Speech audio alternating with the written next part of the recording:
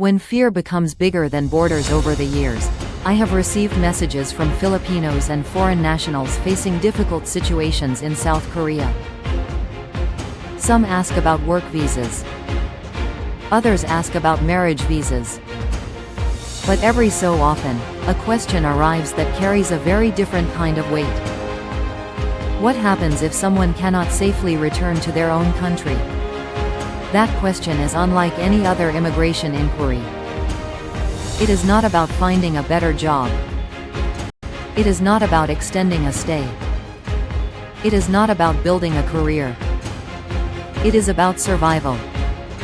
For people fleeing persecution, armed conflict, political violence, or threats to their freedom, the refugee system represents something far more important than immigration status. It represents hope. South Korea's refugee protection framework was created for individuals who genuinely fear returning home because their lives, safety, or liberty may be at risk. Yet many people misunderstand what refugee status truly means. Some imagine it is a shortcut to remain in Korea. Others assume it provides immediate security and unlimited opportunities. The reality is far more complex. After more than 2 decades of living in South Korea, I have seen how important it is to understand both the protections and the challenges that come with seeking asylum. Understanding the G1 visa and refugee applications. What happens after an asylum application is filed? Individuals who apply for refugee protection in South Korea are generally issued a temporary immigration status while their case is reviewed. This status is commonly associated with the G1 visa category. The G1 visa does not mean refugee status has been granted. Instead, it allows the applicant to remain legally in Korea while immigration authorities examine the case. This review process often includes background investigations, document verification, personal interviews, security screening, legal assessment of persecution claims. The purpose is to determine whether the applicant meets the legal definition of a refugee under Korean law and international standards. Working while waiting. The 6-month rule. One of the most important rules for asylum seekers. Many people are surprised to learn that asylum applicants are generally not allowed to begin working immediately after filing a refugee application. Under existing regulations, applicants must typically wait 6 months from the date of their application before requesting authorization to work legally. This permission is often granted through a separate approval process allowing activities outside the original visa status. Why does this rule exist? The policy emerged through years of discussion among lawmakers, refugee advocates, and migrant support organizations. The goal is to balance immigration control with human dignity. Applicants need a lawful way to support themselves while their cases remain under review, especially since refugee proceedings can take years. The 4 realities every asylum applicant must understand. Seeking refugee protection is one of the most serious decisions a person can make. Before beginning that process, it is important to understand several realities that are often overlooked. Reality number 1.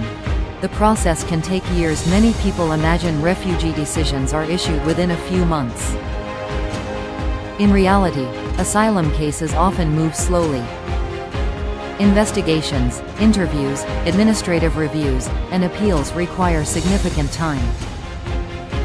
For some applicants, the process may continue for several years. If court appeals become necessary, the timeline can become even longer. Patience is not simply helpful, it is essential. Reality number 2. Life in legal limbo. One of the greatest challenges faced by asylum seekers is uncertainty. While waiting for a final decision, many applicants live in what can best be described as legal limbo. Their future remains unclear.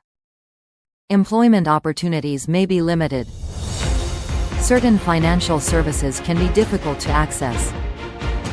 Long-term planning becomes challenging because no one knows exactly how the case will end.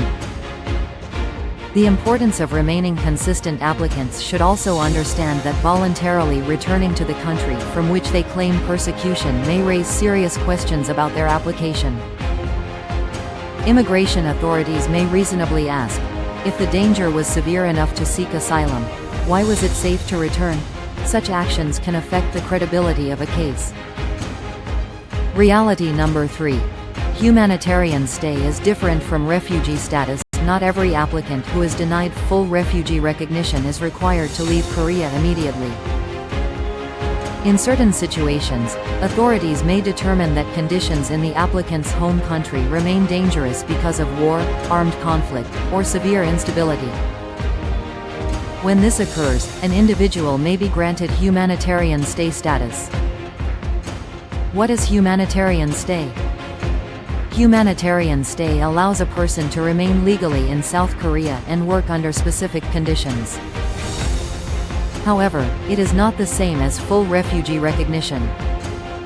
Key differences include more limited rights, periodic renewals, less long-term security, different legal protections. While it offers important protection, it does not provide the same status as recognized refugee classification. Reality number 4. False claims can have serious consequences. Perhaps the most important warning involves honesty.